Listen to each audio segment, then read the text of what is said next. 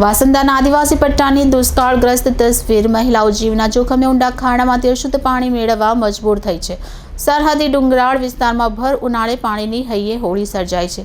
ચૂંટણી સમયે પાણી આપવાના ઠાલા વચનો આપી જતા રાજકારણીઓ ચૂંટણી બાદ હમ આપકે હે કોનની જેમ ડોકાતા પણ નથી। વાસંદા તાલુકાના બાબુનિયા ફળિયામાં દર ઉનાળે પાણીની હૈયે હોળી સર્જાય છે, ત્યારે મનુષ્ય સહિત ઢોર ઢાંખર માટે અને પીવા માટે પાણી મેળવવું મુશ્કેલ બનવા પામે છે। ભર ઉનાળે જિંદગી કરતાં પાણીની એક એક બૂંદ વધુ કિંમતી બની છે। પાણી મેળવવા આશરે 20 ઊંડા ખાડામાં જીવના જોખમે પીવાનું પાણી ભરવા લાકડાની સીડી પરથી ઉતરીને જીવના જોખમે વોરવું પડે છે। વાસંદા તાલુકાના બાબુનિયા ફળિયામાં દર વર્ષે ઉનાળે પાણીની હૈયે હોળી સર્જાય છે। પાણીની વિકટ સમસ્યા દૂર કરવા આજ દિન સુધી સરકારી તંત્રના કર્મચારી કે અધિકારીઓ ગામની પરિસ્થિતિ ઉપર નજર નહીં પડતા પાણી માટે કોઈ વ્યવસ્થા નહીં હોવાથી મહિલાઓ ના છૂટકે જીવના જોખમે 20 ફૂટ ઊંડી વેરીમાંથી અશુદ્ધ પીવાનું પાણી મેળવવા સંઘર્ષ કરી રહી છે।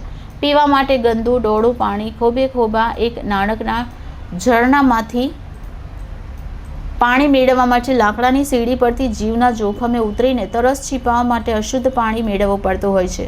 ત્યારે હવે તો એકમાત્ર આ વેરી પણ સુકાવા લાગતા આ વિસ્તારના નળ સે જલ યોજનાનું બાળમરણ થયું હોય તે વાતની પ્રતીતિ કરાવે છે કે નલ સે જલ યોજના કેવી સફળ। ત્યારે દિવસે ને દિવસે આ પરિવારને પશુધન માટે પીવાનું પાણી જળ સંકટ ઘેરું બનતું જતું હોય ત્યારે આ વિસ્તારના અનેક પરિવાર પાણીની તંગીના કારણે પ્રાઇવેટ બોરમાંથી 400 રૂપિયાના ખર્ચે 2000 લીટર પાણી વેચાતું લેવા મજબૂર બનતા હોય છે।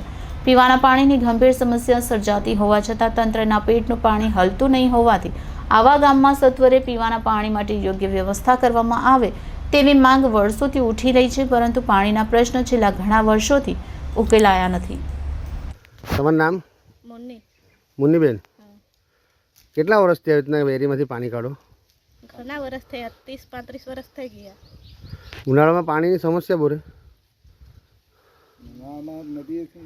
ઉનાળામાં તો તે ખાલથી નદીથી લાવે। નદીથી લાવે ઉનાળામાં? આ કેટલા વખત ચાલે? આ તો એ થોડીક સમય ચાલે પછી તો પૂરું થઈ જાય। નીચે એકાદ વેરી છે, હા, ત્યાંથી લાવો, પછી ત્યાંથી પૂરું થાય તો પછી જાતે ત્યાંથી લાવો, વેચાતે લાવવા પડે। પછી તો એ વેચાતું કેટલા રૂપિયાના આવે? 400 રૂપિયા લે 2000 લીટર। 2000 લીટરના? તે તમારે મહિનામાં કેટલી વાર મંગાવવું પડે? 2 વખત મંગાવવા પડે। આ નળ સે જલ યોજના અહીંયા સુધી નહીં આવેલી? નહીં આવેલી। તમારું નામ? સુક્કર। આ કયું ગામ? ખાટાંબા। ખાટાંબા। તો તમે આ ફળિયું કયું? બાબુનિયા। બાબુનિયા ફળિયું। બાબુનિયા ફળિયા જેવા કેટલા ફળિયા છે જ્યાં પાણીની સમસ્યા છે? તે બહુ ઘણી જગ્યાએ એવું છે, પણ ખાટા આંબામાં મોટે ભાગે આવું છે તકલીફ? મોટે ભાગે તકલીફ છે પાણીની? હા, ડુંગર ઉપર હમણાં આ બાબુનિયા ફળિયામાં આ એકમાત્ર વેરી છે? હા, ઉપર છે, હજુ એક ઉપર વેરી છે, ઉપર છે। એટલે આમાં આવી રીતે જ પાણી આવે છે? હા, ત્યાં બી છે પણ એવી રીતે જ આવે એમ। ને ઉનાળામાં વેરીમાંથી જ પાણી કાઢો? ઉનાળામાં ત્યાંથી જ કાઢો, પણ હવે પૂરું થયું। આ વેરીમાં આવી રીતના સીડી મૂકીને બહેનો ઉતરે છે, તો કોઈ દાડો પડી ગયા મૂકા એવું કોઈ બનાવ બને? એવું બનાવતો નથી, પણ થોડાક પડી જવાય, શું કરીએ પછી। હા, આ જે ડોળું પાણી છે તો તે પીવામાં અને ઘર વપરાશમાં બધામાં ચલાવે?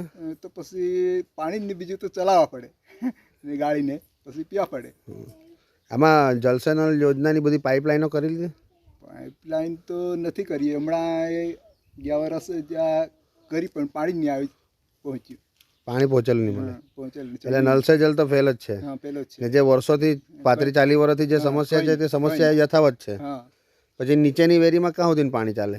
નીચેની વેરીમાં લગભગ 3 મહિનો પછી આ આવે, આ બેસ્યો અહીંયા સુધી ચાલે, પણ પછી તો શું થઈ જાય તેમાં, એટલે 1-1.5 મહિનો જેવું ચાલે ઉનાળો શરૂ થાય ને? ઉનાળામાં ભર ઉનાળામાં પછી પાણીની બહુ સમસ્યા છે? હા, બહુ સમય।